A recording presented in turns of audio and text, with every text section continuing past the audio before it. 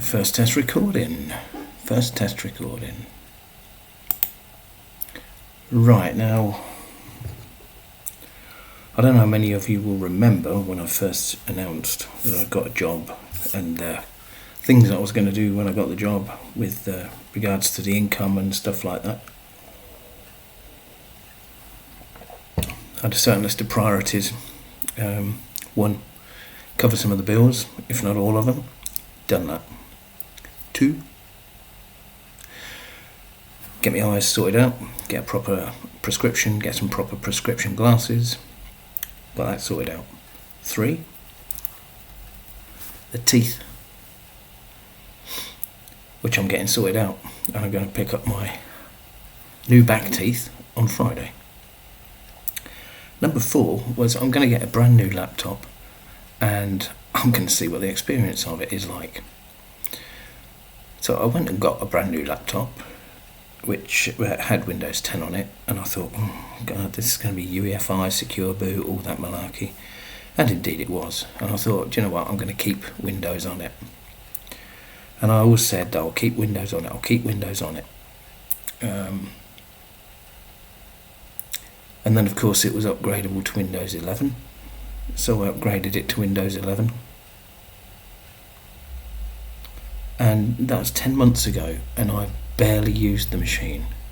And the reason I've barely used the machine is simply because it's got Windows on it. Well, so it hasn't got Windows on it now. This is it. This is that machine. And do you know what? With, look, the old favourite, the old MX on it. It's behaving very, very nicely indeed. So have a look at this. It's 14th of July 2021 EFI. Call it BIOS if you want. It's not BIOS anymore, is it? But it's an HP Pavilion laptop 14 blah blah blah. And look, it's got touchscreen, and touchscreen works just fine on Linux. I couldn't believe that, quite honestly. It's got Bang & Olufsen sound, and that works just fine. Though it's not labelled as Bang & Olufsen sound, it's labelled as, what do they call it in this? Audio device, Intel Tiger Lake LP Smart Sound Audio. SFO Audio, PCI, Intel, TGL, whatever. Works fine. Didn't in the live session, funnily enough. Works fine on the install. Like I say, the touchscreen works fine. Touchscreen, my God, touchscreen works fine. I'm not used to this kind of up-to-dateness of the machine. All right, so look, this is the machine, as you see, like this. It's a dual-core 4-thread Pentium Gold 7505 64-bit. Graphics are Intel i915 or what. It's got a Chicone HP wide vision HD camera, but I think I've probably got it set to 644/80 just for the sake of this little camera. This little image up here, it doesn't need to be widescreen, does it? It doesn't need to be big. It's only going to be about 300 pixels anyway, so it doesn't really matter. We've got NVMe RAID SSD. And this was the thing as well, of course, when you transfer, and this is all completely new to me, and it's absolutely amazing that I've actually managed to get my head around something that isn't legacy BIOS anymore. I mean, my other machines were secure boot capable, but they weren't necessarily EFI. They had a legacy boot option. This one didn't. This had to be EFI, which is why it's not running a Mio Salute Assembler chain, but I don't mind. This is running MX, and it's running MX AHS because I needed to run AHS because it is a 1-year-old machine rather than a 8-year-old machine. So what did I have to do to get Linux on here? First off, I had to go into my Windows settings, and I had to turn off fast start so that the machine shuts down when it shuts down, rather than goes into a hibernate mode. I had to do that. Then I had to go into the BIOS by way of Windows so that I could just turn off secure boot. I could turn off secure boot, but I couldn't go into legacy BIOS mode. Alright, so then I did that and I rebooted, and what did I get? I got a BitLocker thing come up. I couldn't even get into my Windows when it rebooted. BitLocker, go to your Microsoft account to get the password to it, unlock your hard drive partition basically. These are amazing security features. If you want them, if you want to be kowtow into Microsoft. So I thought, BitLocker, oh my god, what do I do with that? So I got the other laptop out. The other one, you remember the one that has basically it's a lump of stone. It's got no finesse at all and no power at all. But that one, I got that one, booted it up, looked up, what the hell is all this BitLocker malarkey? And they were saying, right, the best way, if you're locked out and if you don't really mind deleting all your personal data and reinstalling Windows, of course Windows, you just basically download the parted magic ISO, stick it on a memory stick, boot from that, and just delete the BitLocked partition. So I thought, oh, that's all you do, is it? Because it's a low-level thing rather than something that you do from within an operating system. Obviously, it's low-level. They used to scare the hell out of me because I used to think about back in the days of 386 SXs and 486 DX2 100s. Oh my god. Yeah, it goes that far back. It used to be sort of like, well, if you're going to partition the drive, you better do it with this. And I was thinking, oh my god, drive partitioning, and then you don't touch the master boot record. Oh my god, what are you doing with that? And of course, it's just bugger all now, is it? It's just, you just do it as a matter of course. If you run Linux for any length of time, you just do that without even thinking about it. And that was before EFI, obviously. So anyway, so we've done all that.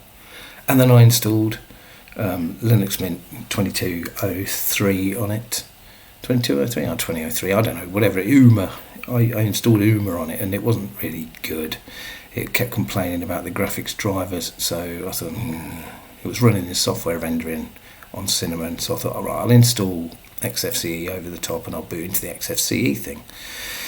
So I did that, and didn't really like it.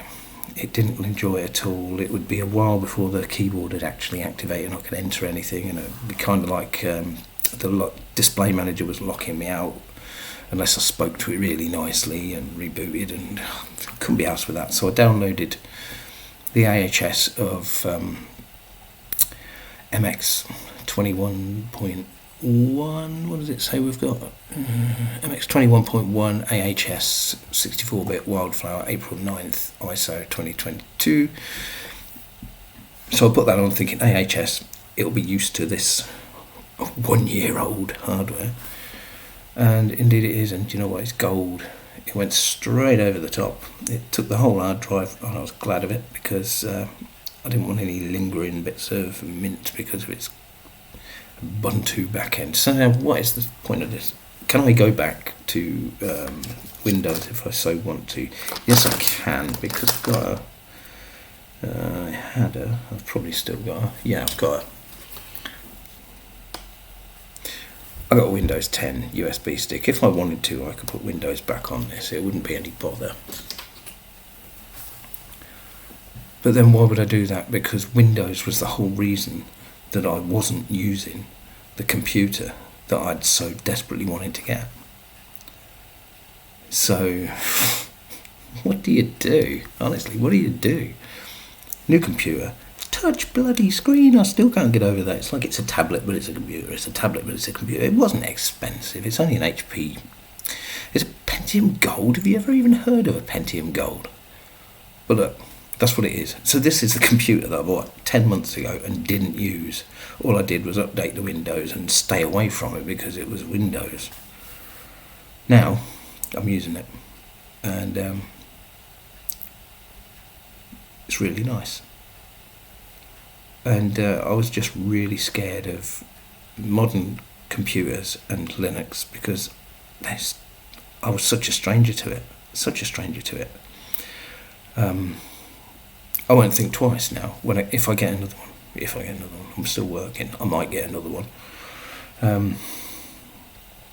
I won't be afraid to wipe everything. I won't be afraid to get down and dirty in the EFI. I can't get used to calling the BIOS the EFI. Alright, in the BIOS. And making it fine for Linux, because Linux is so much better. I feel so much safer. And it's just what I'm used to now. You know, I mean, I know I said I wasn't going to make another video about Linux, but it's the only operating system I feel comfortable using. I couldn't use Mac OS. That's such a walled garden, it's unbelievable. It makes Windows look free and easy. I don't like using Android, but you know, it's on your phone, isn't it? But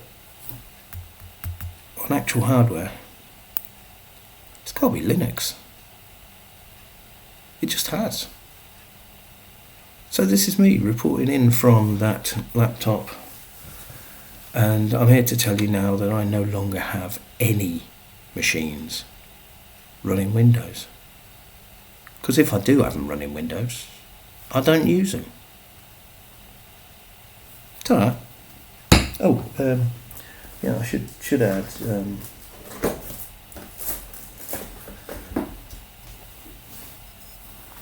There you go.